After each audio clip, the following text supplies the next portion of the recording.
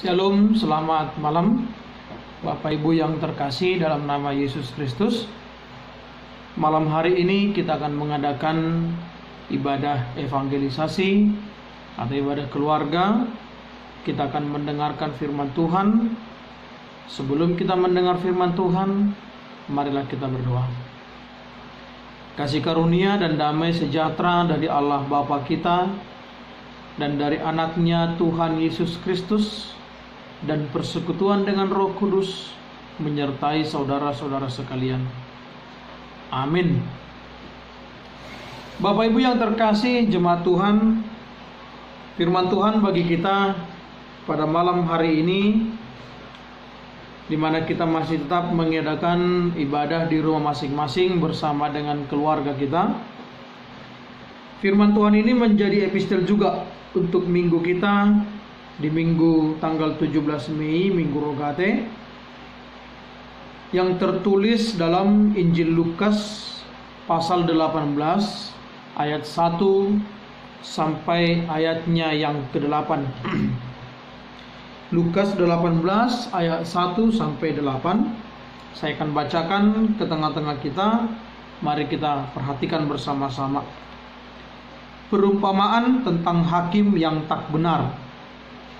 Yesus mengatakan suatu perumpamaan kepada mereka untuk menegaskan bahwa mereka harus selalu berdoa dengan tidak jemu-jemu.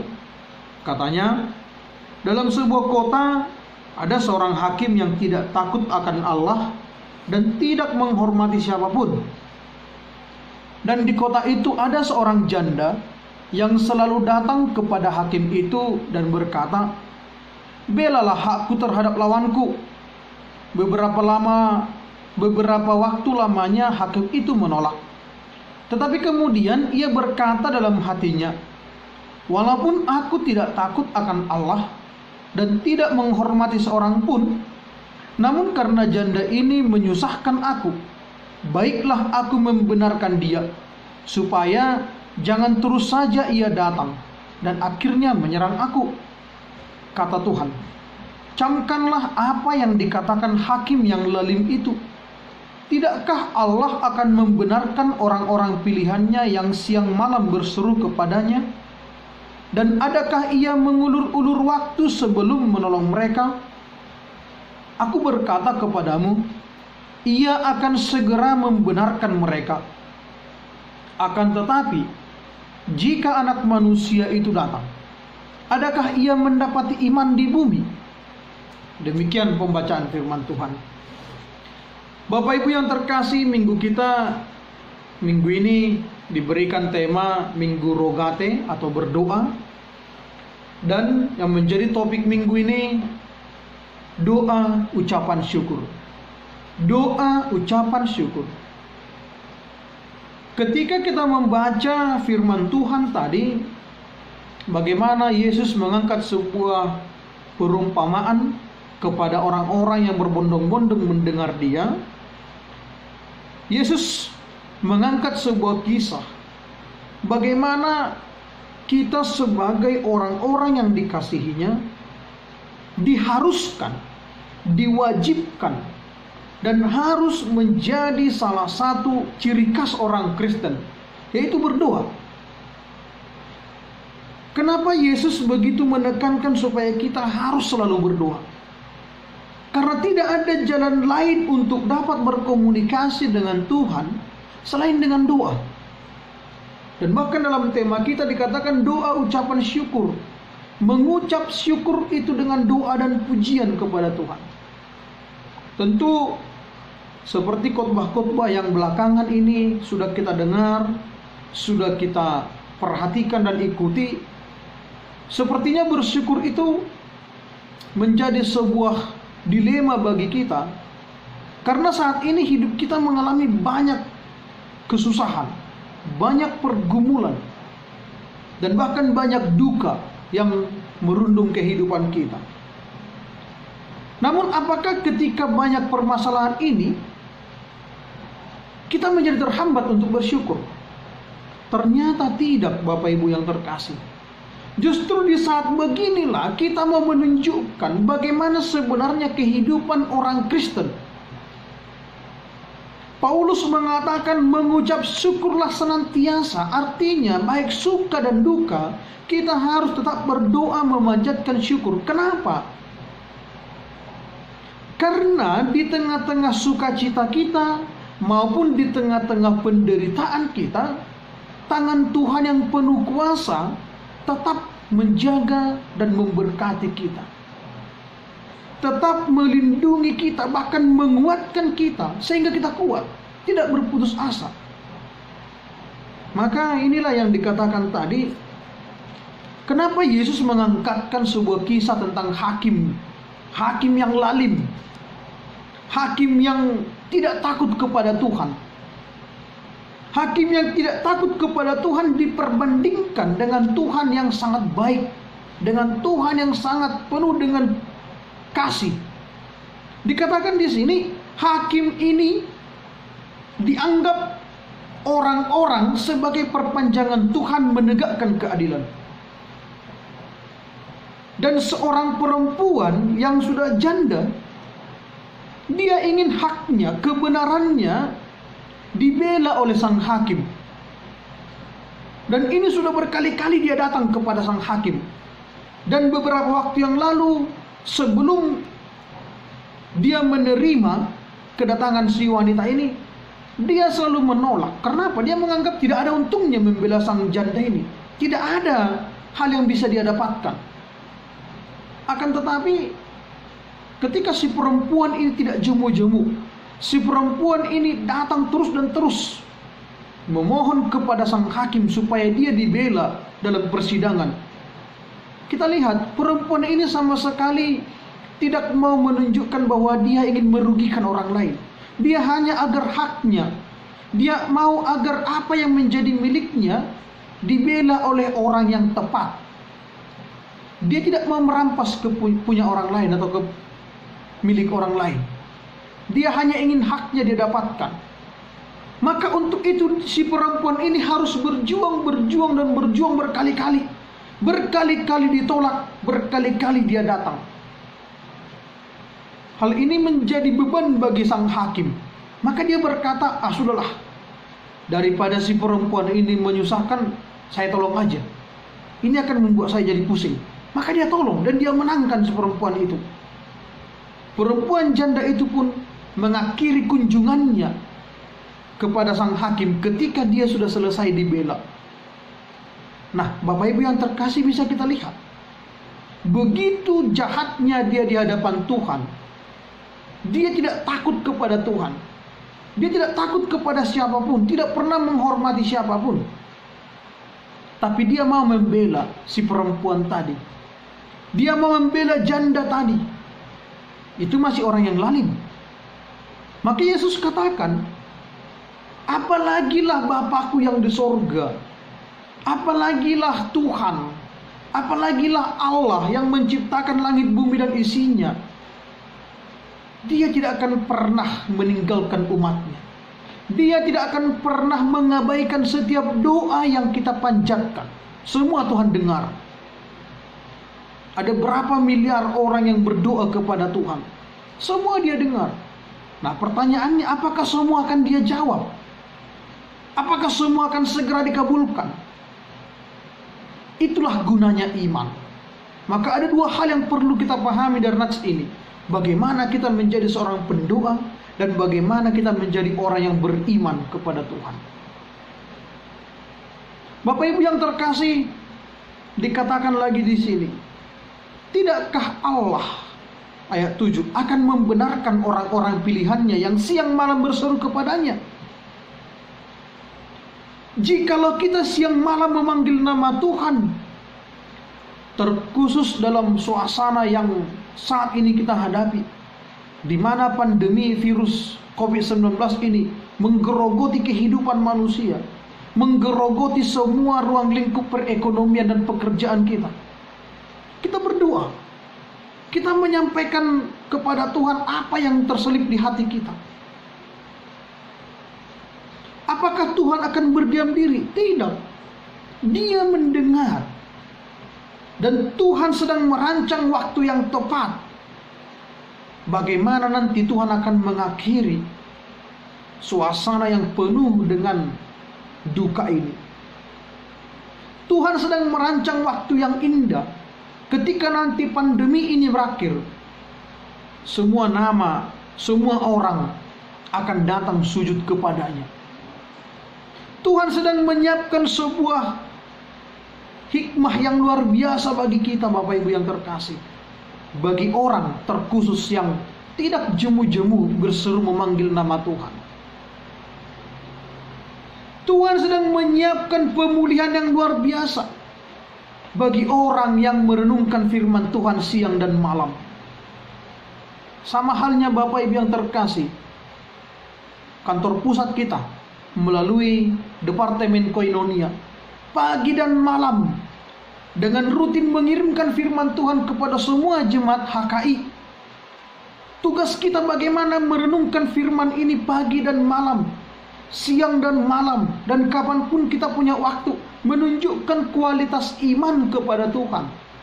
Jadi firman Tuhan itu menjadi motivasi, penyemangat bagi kehidupan kita. Dan inilah yang dikatakan tadi, bagaimana mungkin Tuhan tidak mendengarkan, tidak membenarkan, tidak menolong kita orang-orang pilihannya. Tuhan itu sangat baik bagi kita, Bapak Ibu yang terkasih. Maka jangan pernah jemu untuk berdoa. Jangan pernah khawatir untuk bersyukur. Jangan pernah khawatir untuk beriman kepada Tuhan. Maka Bapak Ibu yang terkasih, di sini kita bisa melihat sesungguhnya tanpa kita sadari ada banyak hal yang terjadi dalam hidup kita. Ini sungguh merupakan iman yang Anda sadar atau tidak. Anda pasti ketika mau tidur tidak pernah tahu apa yang terjadi besok. Atau apa yang terjadi dengan Anda ketika Anda tertidur. Kita tidak sadar apa yang akan terjadi. Tapi dengan tenangnya kita akan merebahkan tubuh kita di tempat tidur. Kita akan terlelap. Bahkan kita akan mendengkur tanpa tahu apa yang terjadi.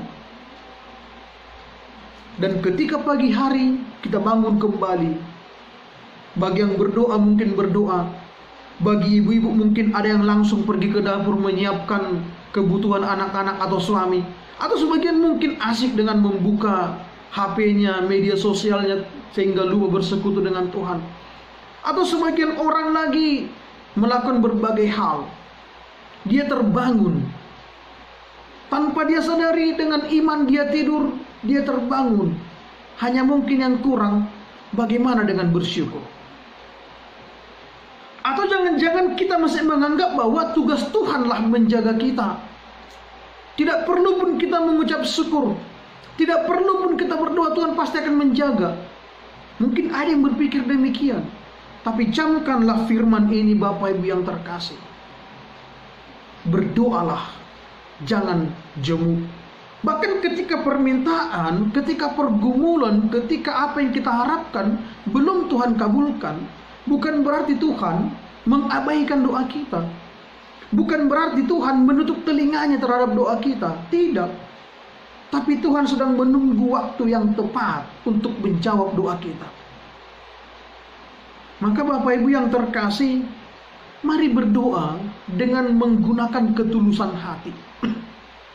Karena bagi Tuhan itu, saya mau tegaskan bagi kita, yang Tuhan inginkan adalah bagaimana hati kita berdoa dengan tulus, bukan hanya untayan kata-kata. Maka lebih baik kita berdoa tanpa kata-kata yang keluar dari mulut, tapi ada kata yang terucap dalam hati. Daripada kita mengeluarkan untayan kata-kata yang indah, tapi kita berdoa tidak dengan hati yang tulus. Saya ulangi sekali lagi. Lebih baik kita berdoa tanpa untayan kata-kata yang keluar dari mulut, tapi hati kita berbicara kepada Tuhan dengan tulus, daripada kita berbicara berdoa dengan kata yang indah, tapi tidak dilandasi dengan hati yang tulus. Yang Tuhan inginkan adalah ketulusan hati kita dalam berdoa. Itulah buah iman. Maka kita bisa melihat juga, karena Ayub beriman juga, maka dia diselamatkan oleh Tuhan. maka hidupnya yang sudah amburadul, yang sudah hancur, semua harta yang dulu lantak dipulihkan Tuhan. Karena apa? Ayub beriman dan berdoa kepada Tuhan. Tubuhnya hancur, penyakit kulit, dia berdoa dan beriman kepada Tuhan, Tuhan pulihkan. Sehingga iblis mundur, iblis malu. Karena apa? Ayub menang dalam pertempuran iman. Maka iman dan doa itu harus sejalan. Dan kita akan semakin beriman ketika kita semakin rajin lagi berdoa kepada Tuhan. Bapak Ibu yang terkasih, karena imanlah Abraham menerima janji yang luar biasa. Karena imanlah Abraham menjadi bapa orang percaya. Suatu identitas yang sangat luar biasa. Itulah yang diterima oleh Abraham, dan banyak lagi. Karena imanlah Petrus bisa berjalan di atas air. Tuhan katakan datanglah, dia datang. Karena dia beriman, dia datang kepada Tuhan. Maka Bapak Ibu yang terkasih, iman akan semakin kokoh jika kita hidup dalam persekutuan dengan Tuhan melalui doa. Karena doalah komunikasi kita kepada Tuhan. Doa menjadi jalinan, pengikat, tali yang menjembatani dan menyambungkan kita dengan Tuhan. Karena di dalam doalah kita bertemu dengan Tuhan. Di dalam doalah kita bisa mensyukuri akan segala kebaikan Tuhan tadi. Sehingga iman yang teguh ditentukan oleh, saya katakan sekali lagi, iman yang teguh ditentukan oleh kuantitas dan kualitas atau mutu daripada doa kita. Maka bagaimana kita bisa berdoa? Kita berdoa tidak dibatasi oleh waktu, kapanpun, dimanapun. Itulah doa kita kepada Tuhan. Dan berdoalah dengan kualitas hati yang tulus tadi, Bapak Ibu yang terkasih. Tidak ada masalah yang terlalu sulit bagi Tuhan. Tidak ada masalah yang terlalu berat bagi Tuhan. Tidak ada. Tidak ada pergumulan yang tidak punya jalan keluar. Semua punya jalan keluar. Persoalannya, mau nggak kita mengandalkan Tuhan? Bapak Ibu yang terkasih, berdoalah dengan tujuan yang baik. Ketika bangsa Israel berjalan pulang dari Mesir hendak menuju tanah perjanjian, mereka dihadang oleh laut. Mereka tidak bisa berjalan menyeberangi laut. Bagi orang Israel itu adalah jalan buntu, tidak ada jalan keluar. Mereka maju, mereka tenggelam, mereka mundur, tentara Mesir datang menyerang. Artinya mereka berada di ujung tanduk, nyawa mereka terancam. Tapi bagi Tuhan itu bukan persoalan yang sulit. Dia hanya memerintahkan saja, jalan keluar terbuka lebar. Perintah yang pertama kepada Musa, gunakan tongkatmu. Perintah yang kedua, Tuhan perintahkan alam. Alam yang tidak bisa dikendalikan oleh manusia, tapi dikendalikan penuh oleh Tuhan. Sehingga laut bisa terbelah dua. Ilmu manapun tidak bisa melakukan itu, Bapak Ibu yang terkasih. Laut yang begitu dalam tiba-tiba terbelah dua, memberi dan membuka jalan yang lebar bagi bangsa Israel untuk berjalan menyeberanginya. Dan ketika bangsa Mesir mengejar mereka, bangsa Israel telah tiba di seberang. Bangsa Mesir yang juga turut masuk ke dalam dasar laut. Ketika Tuhan perintahkan laut untuk bersatu kembali, mereka semua mati tenggelam, dihantam oleh laut yang bergelora. Betapa luar biasanya Tuhan itu menjawab pergumulan.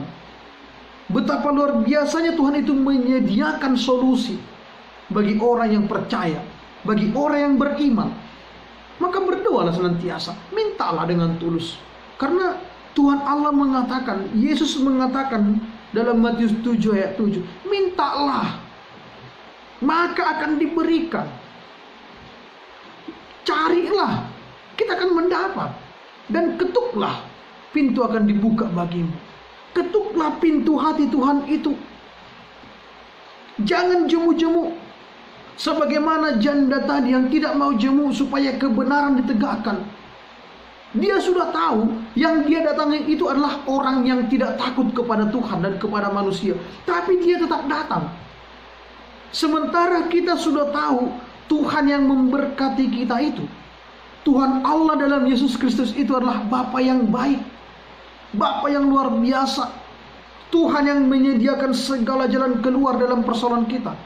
Kenapa kita tidak datang? Kenapa kita dikalahkan oleh kesibukan kita? Kenapa kita dikalahkan oleh ego kita? Kenapa kita dikalahkan oleh kenikmatan kehidupan kita? Kenapa kita dikalahkan kesibukan kita untuk datang kepada Tuhan?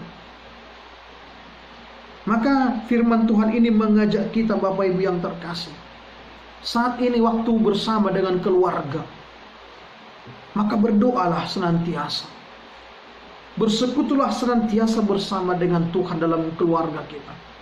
Karena firman Tuhan mengatakan dalam Yakobus 5 ayat 16b, doa orang yang benar akan sangat besar kuasanya jika didoakan dengan yakin dan percaya. Dengan yakin dan percaya ini berbicara mengenai kualitas iman kita kepada Tuhan. Jika kita berdoa tanpa mengimani, itu akan sia-sia. Percuma kita berdoa kepada Tuhan, tapi kita pun tidak yakin dengan apa yang kita doakan. Makanya dikatakan doa orang benar akan besar kuasanya jika didoakan dengan yakin dan percaya. Percuma Anda beriman kalau juga tidak hidup dalam doa kepada Tuhan. Sama saja sia-sia. Untuk itu Bapak Ibu yang terkasih, firman ini mengajarkan kita, memang tidak semua doa kita akan segera dijawab oleh Tuhan. Jawaban dari doa itu tidak sama dengan ketika kita memakan cabai. Begitu digigit langsung pedas. Tidak. Tuhan menyiapkan proses bagi kita. Dan yakinlah Bapak Ibu yang terkasih, tidak semua doa kita dijawab oleh Tuhan. Tapi semua yang Tuhan berikan kepada kita pasti yang terbaik.